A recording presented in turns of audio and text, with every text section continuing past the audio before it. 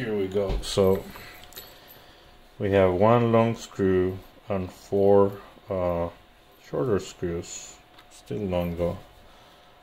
The shorter ones are 25 millimeter, and the longer one is let's see, 33, probably 30. Oh yeah, 33. I think these are measured in 30 because they measure only the thread, so 30 millimeters. And oops, and the shorter ones are 22 millimeters. So 22 and 33, 30, yeah, I think they're 30 millimeters. Yep. So the one that's 30 millimeters is gonna go here. This one is the one that's gonna go all the way inside this, and it's gonna hold the motor plate. And everything else is gonna use these shorter screws. So we're just gonna put them there. Make sure that we're getting the right one in the right place.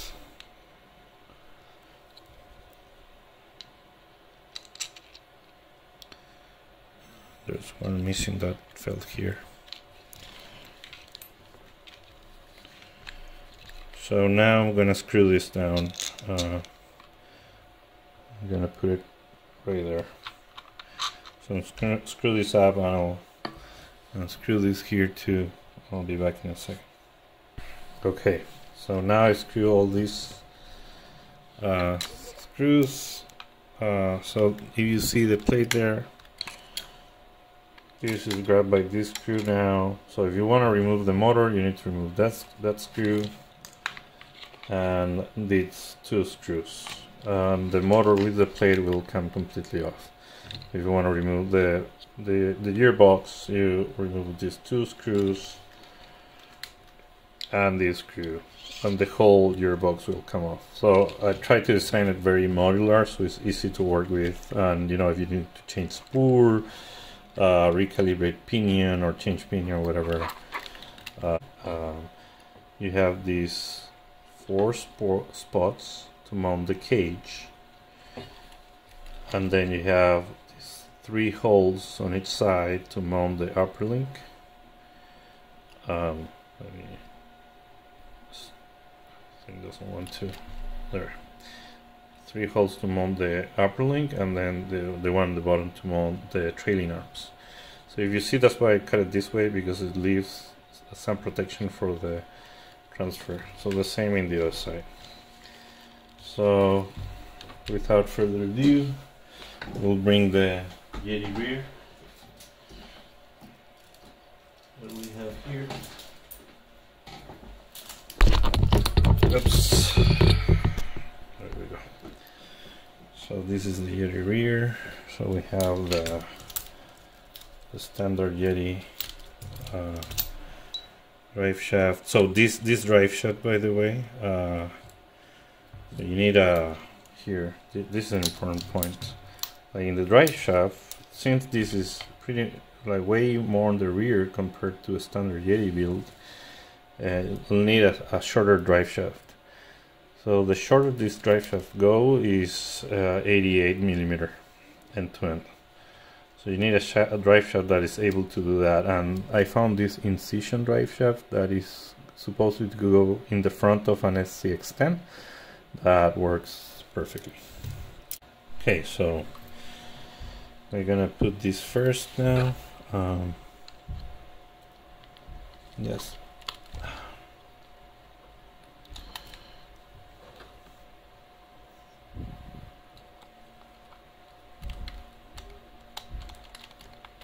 Yes, we need to do this now to start, so then we can assemble the rear of the Yeti. Oh wait, kind of hard to aim. Okay, let me see, making sure that we have the hole aligned. There it is. Some people put track lock on the thing. I personally don't like that.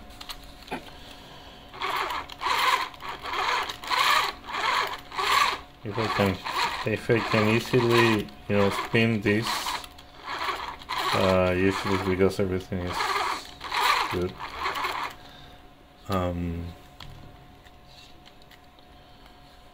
Okay, so now what's gonna happen is we're gonna have the rear of the Yeti here.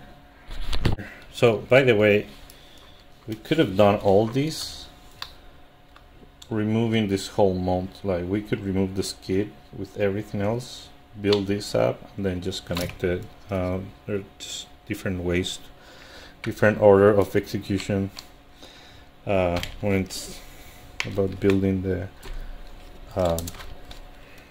kit, but it shouldn't matter. So now I put all three in.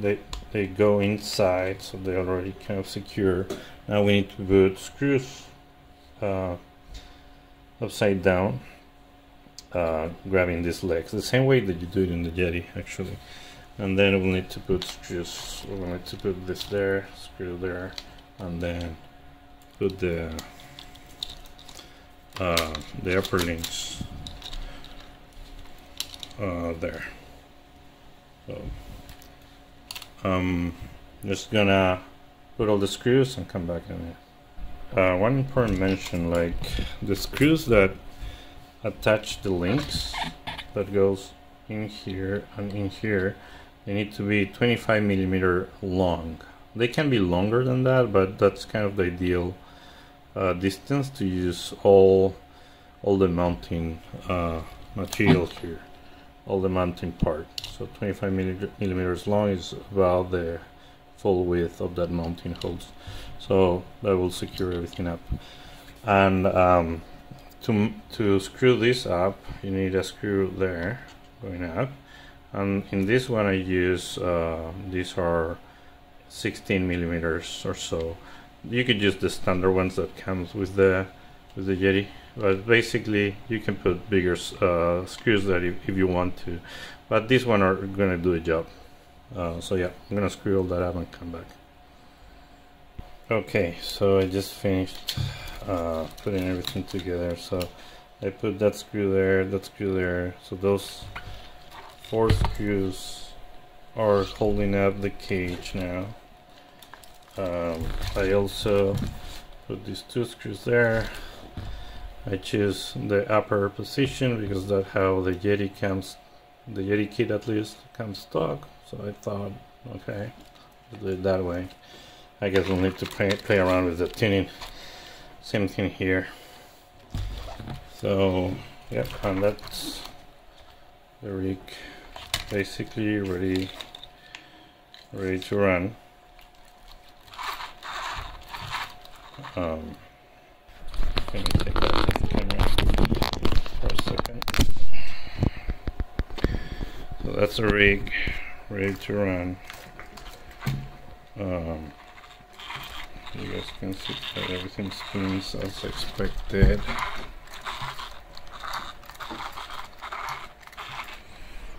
I'm using kind of probably these are 110mm. I know that Yeti stock has ones that are way longer, so that's as low as the rear end goes. So you can use longer shocks here just to get more travel, but I like it because it goes all the way down till the plate touches.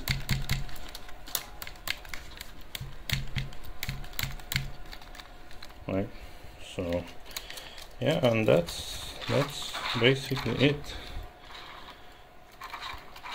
I don't think we're missing anything. Oh yeah, we're missing one little thing only that we forgot. So this side of the tray has a few screws down there, and there's one of them that is used to here. I haven't put it, and I put it later because this one will screw into the skid adapter too. So the skid adapter is gonna be held up by all the screws basically. that we installed in this area. So 1, 2, 3, 4, 5, 6, 7, 8, and 9. All these screws are gonna be holding the whole thing. So yeah, we just missing put that. It's not a critical screw, but you know, we also need to do this. This is, I think, it's a bit longer than the screw that came originally. It's I think 12 millimeter screw. That one goes in there, and that's about it. Everything else is done. Now about the electronics, I want to mount these here. So those are gonna be here. I'm gonna grab them to that you know, to that cage so they won't touch the spool. And yeah, I think I'm gonna mount them there, or maybe below that, or here in the rear. They could also be, I mean, my cables are not long enough to be here, but this case is kind of big. I could put something smaller too, but probably that should work. Now I need to figure out a body. You could use the Yeti body and just, you know, the Yeti body hooks here, and then figure something out on the front, or a DB Pro, a lossy tenacity body also would work. That's what I'm planning to do now. That's why I have this adapter that I print. This matches with the Tenacity Pro a mounting point. But yeah, that's up to everyone's choice. The same with the gearing, the same with the shocks, the same with the rear end. I think you could try rift trailing arms to rift axle. You could also try lossy axle with lossy trailing arms.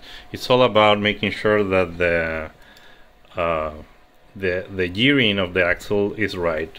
In the front, in this gearing, I'm using the optional faster gearing 3912. So that gives you exactly almost the same ratio, a bit slightly faster than the 4313 that I have here on the Axial. These are the 4313 underdrive gears. Lossy has an option that matches that number.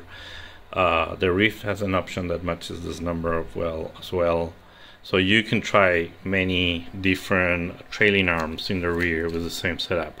You just need to make sure that you're using the right gearing setup, and you know, maybe play a bit with the links to make sure that this gets with the axle gets with the right angle. So the other thing that, you know, some of the folks were recommending, which I think would be a great idea, this R60 axle has not a centered pumpkin. It's on the side, so it gets a bit of an angle there, right? Which is not ideal. I mean, it's okay. I think this is gonna work perfectly fine. But there's a version from SSD, the same of the brand of the trailing arms, that has the centered pumpkin version of the R60.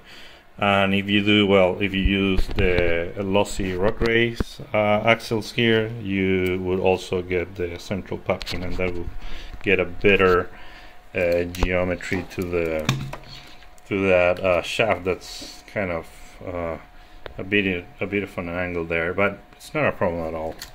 The thing spins completely freely. Yeah, it's not a problem really. But you know, need to run it. It has a sway bar, so the torque tooth that you can be generating with this is not going to be huge. It's going to be controlled by the sway bar anyways. So yeah, I think that's all, folks. Thank you for watching.